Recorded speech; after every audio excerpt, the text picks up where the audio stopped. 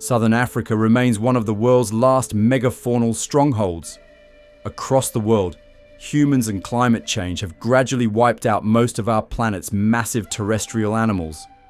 But on the wide open savannahs, we can still see rhinoceroses, hippopotamuses, elephants, giraffes, and more. These animals are hugely important in maintaining their ecosystems, not to mention the fact that they're intelligent, living beings. But some people don't see it that way. The countries of Southern Africa, particularly for rhinoceroses, remain some of the biggest sites for illegal poaching on the planet, reducing populations of animals to the very brink of extinction. In today's video, we will be looking into the dark world of poaching in Southern Africa, heading into a world on the edge of existence. A warning: this video will discuss cruelty to animals, and as such, viewer discretion is advised.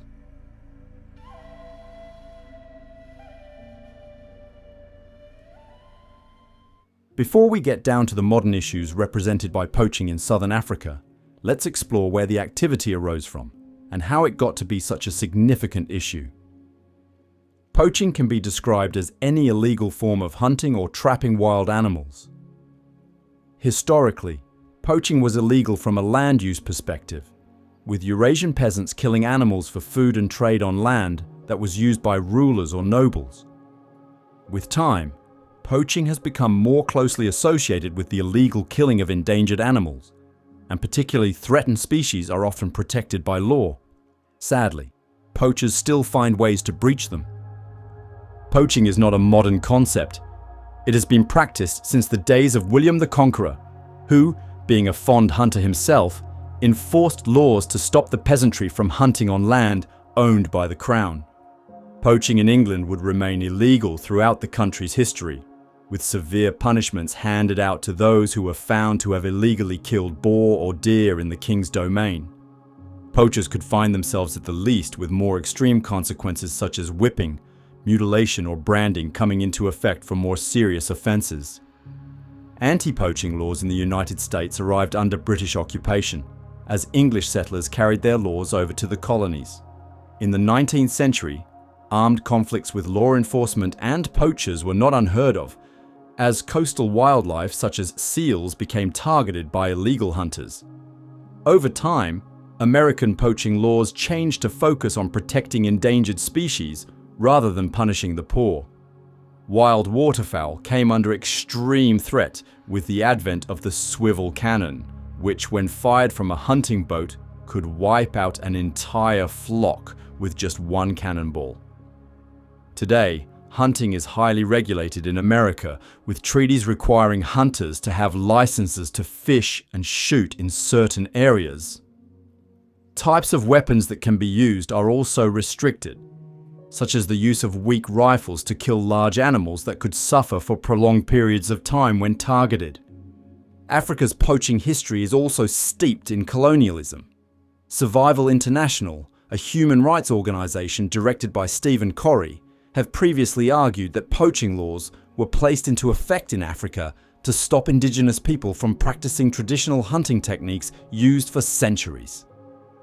Today, poaching is prevalent in Africa for a number of reasons, with much of it coming down to poverty and corruption across many states. The poachers themselves kill illegally because they have no alternative, and it can be highly profitable for them and their families if they are successful and don't get caught. There is a high demand for endangered animal parts on the black market, and it is hard to police illegal activity in areas where organized crime and weak governance coexist. Of course, it's not just Africa that bears the brunt of the illegal poaching industry today. The most poached animals in the world are the Asian species of pangolin, who are routinely killed and trafficked for their scales and meat, which are falsely believed to have healing properties in traditional medicines. Elsewhere in Asia, tigers are killed for their skins and bones, while many species of tropical songbirds, such as laughing thrushes and miners, are poached and sold for the exotic pet trade.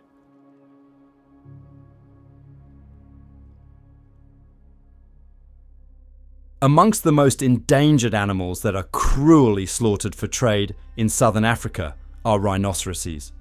Historically, rhinoceroses in Africa were hunted for sport. When a rhino was killed, the hunter would sever the iconic nose horns of the animals, which were used as symbols of wealth in the households of whoever successfully hunted one.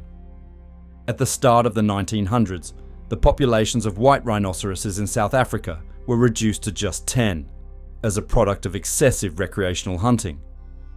And when numbers of black rhinoceroses were surveyed in 1933, there were just 110 left. This led to the establishment of Africa's first nature reserve, designed to prevent hunters and illegal poachers from gaining access to these rare animals, the Hluhluwe Mfolozi Park in the KwaZulu-Natal province of South Africa. The reserve still stands strong today, with 960 square kilometers of open, hilly land providing safety for white and black rhinoceroses, bush elephants, lions, leopards, buffalo, and more. Throughout the 1970s, however, things took a turn for the worse. Black rhinoceros poaching saw a terrible spike across southern Africa due to the demand for the animal's horns in traditional Chinese medicine. Historically, horns were used as ingredients in cures for fever, gout, rheumatism, and more, despite the fact that scientific studies have shown that the horns themselves have no medicinal properties. In fact, rhinoceros horns are made of keratin, the very same protein that can be found in human fingernails and hair. The slaughter of rhinoceroses has then been proven to be truly needless. For decades, however, the killing continued. Between the years of 1970 and 1992, 96% of the black rhinoceros entire species was poached, and human interactions became the leading cause of rhinoceros death worldwide. Still, the demand continued. Throughout the 2000s and early 2010s, particularly vicious years were recorded. 2014 saw a devastating 1,215 rhinoceroses killed just in South Africa for their horns. Recently, it is thought that rhinoceros numbers are gradually on the rise, thanks to declines in poaching following a number of factors. Conservation work from local rangers, wildlife charities, and the security personnel that physically guard the rhinoceroses in the wild play a part, but apparently, so did the COVID-19 pandemic. With people needing to remain indoors, wildlife populations across the world, including those of rhinoceroses, were free to rebuild themselves, with only minor threats of poaching from humans during that time. Today, there are thought to be around 5,000 black rhinoceroses and 18,000 white rhinoceroses in Africa. 90% of these live within the borders of South Africa, Namibia, and Botswana, and their numbers are closely monitored. Now, the rising numbers of rhinoceroses aren't evidence to suggest that poaching is no longer an issue. Conservationists simply have a better idea of how to prevent it than they used to. Poachers, despite their barbarism, are intelligent and work as part of underground networks to make their kills without authorities knowing. Poachers will use numerous weapons to incapacitate or kill a rhinoceros to obtain its horn. The animals will be shot, poisoned, electrocuted, or trapped in dugout pits. Occasionally, they are tranquilized while poachers set to work on detaching the horn with a chainsaw or machete, but more often, they are killed. When a rhino has been killed and the horn detached, poachers will sell their spoils on the black market to illegal traffickers of wildlife goods. Horns will be smuggled out of Africa, usually destined for China or Vietnam. And sadly, the rarer rhinoceroses get, the more the price goes up. The more the price goes up, the more poachers will be enticed to hunt rhinoceroses in an attempt to become wealthy, which in turn creates a vicious cycle. In 1977, following catastrophic losses in rhinoceros populations, the Convention on International Trade of Endangered Species declared the rhinoceros horn trade illegal, but the black market still brings in upwards of $20 billion per year. Horns are literally worth more than their weight in gold, and sadly, those who traffic them face considerably light sentences. Prison time is rare for those who are caught smuggling or trafficking horns, with hefty fines being the favoured penalty. For poachers, however, the law is much stricter. Sentences of between 12 and 18 years in prison are not unheard of, with no option to pay a fine. The most recent of these sentences was handed to a poacher of rhinoceroses in Malawi in October 2024, who received the full 18-year sentence for his crimes.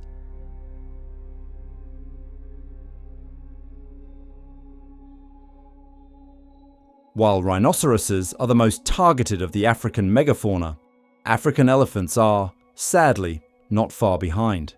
Elephant ivory has been harvested and exported since the 14th century BCE, obtained across the continent from the animal's spectacular tusks. Throughout history, it has persisted, resurging to horrific effect in the 1960s and 1970s. The tusks of elephants have been poached not for traditional medicine, but for symbols of greed amidst the perceived upper classes.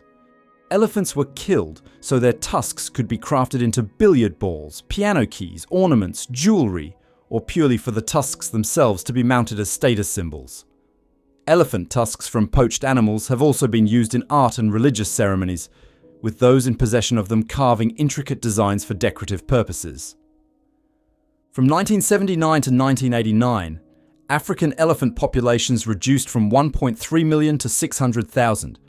This shone light on the ivory trade as a heartless practice, as billions of dollars flowed in to traders who were putting the blame on habitat loss. Much of the ivory was being sold to buyers in Hong Kong and Japan, but as authorities cracked down on poaching, several southern African countries opposed the bans that were put in place. South Africa, Botswana, Zimbabwe, Swaziland and Namibia all claimed to have healthy, stable elephant populations and insisted they needed the money from the ivory trade to fuel conservation efforts. These stable elephant populations were not supported by elephant census statistics, and Zimbabwe, who were leading the opposition to the bans on poaching, seemed to be directing ivory trade money to the country's central treasury, and not towards the conservation of elephants. Moreover, dubious deaths of anti-poaching whistleblowers seemed to indicate an ongoing conspiracy within the country that was working directly against conservation efforts. What's concerning is that Zimbabwe in particular has continued to push for the ability to hunt elephants for their ivory, and the government seems to be getting its way. Under Robert Mugabe, who was accused of trading tons upon tons of ivory to exchange weapons with China, the country managed to effectively work around ivory trade bans, and in the November of 2017, Donald Trump lifted a ban on ivory trade with the US and Zimbabwe that had previously been instated by his predecessor, Barack Obama. It's important to note that countries such as Zimbabwe are in the minority when it comes for pushing the ivory trade, however. In 2006, 19 countries within Africa signed the Accra Declaration, which called for a worldwide ban on the ivory trade. And the general African opinion is that the trade should be banned. With luck, this will become a reality if enough voices are heard. While most elephants that are targeted for their ivory are killed, often with high-powered rifles, some are tranquilized so the tusks can be cut off without killing the animal. This still represents a huge problem. It's effectively the equivalent of somebody taking a hacksaw to your incisor teeth and can cause the elephants immense pain. Severed tusks can often lead to infections, which can lead to the deaths of elephants even if the poachers didn't make a kill. Elephants without tusks are also unable to use them for digging, food manipulation, and defending themselves, which can cause huge problems within populations. It's important to note that elephants are also keystone species. They play enormous parts in their respective ecosystems, engineering them to keep environments healthy and diverse. They clear forests with their tusks, spread seeds with their dung, and provide ecological support for numerous smaller animals that share the forests and grasslands with them. To lose elephants would be a gigantic loss for more than just us.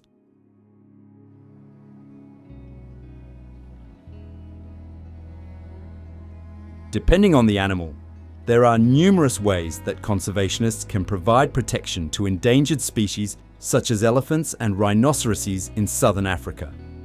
In the rhinoceros case, the practice of dehorning is a drastic yet effective measure that can deter poachers from killing the animals.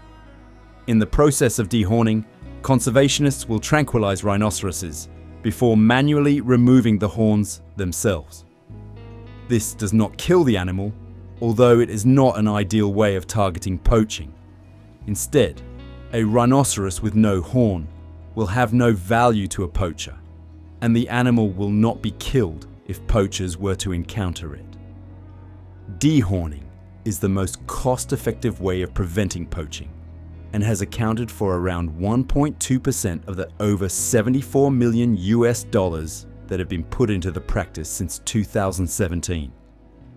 Rhinoceros horns can regrow, which can lead to risks further down the line, and poachers may still kill rhinoceroses for the stumps their severed horns leave behind, but for the most part, it has proven effective. In some cases, rhino horns are not severed by conservationists, but dyed pink, with a substance that is toxic to humans, but not rhinos. This causes no harm to the rhinoceroses themselves and prevents their horns from having any monetary value on the black market. In South Africa, anti-poaching units, formed by armed rangers, have been implemented to provide the most direct defense possible for rhinoceroses. Some of these groups use military-grade weapons technology to defend the animals and will not hesitate to open fire on poachers if an attempt is made to kill an animal in their care. As well as high-powered weaponry, these groups utilize night vision binoculars, camera traps, drones and sensors that can spot poachers long before they are spotted themselves, providing the rhinos with the ultimate means of protection. Currently, sanctuaries, as well as zoos with a welfare and conservation focus, are leading the charge to provide a haven for targeted elephants and rhinoceroses, with views to releasing animals to the wild when it becomes suitable for them to do so. One location, at Krugersdorp in South Africa, houses over 1,300 rhinos, where the animals are cared for, bred, researched and prepared for release into the wild. There are, of course, things that you can do at home to target poaching and the illegal wildlife trade in Africa and beyond. Avoiding purchasing products that contain animals is the best thing you can do, but you can also report the sale of illegal wildlife goods that you might find when shopping online. Reporting such products to conservation organisations or local authorities can work wonders for protection efforts and can hit the traders where it hurts. Donating to conservation charities such as IFAW, the International Fund for Animal Welfare, can take the fight directly to those responsible for the deaths of these amazing animals, ensuring we can share the world with elephants and rhinos long into the future.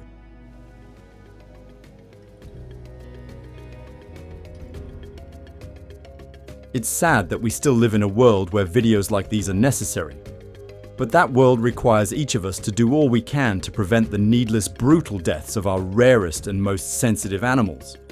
While poaching is a terrible act, it can be stamped out for good, and the work of conservation charities worldwide is gradually seeing to that. Together, we can stop the illegal wildlife trade and create a planet where humans can live side by side with wildlife.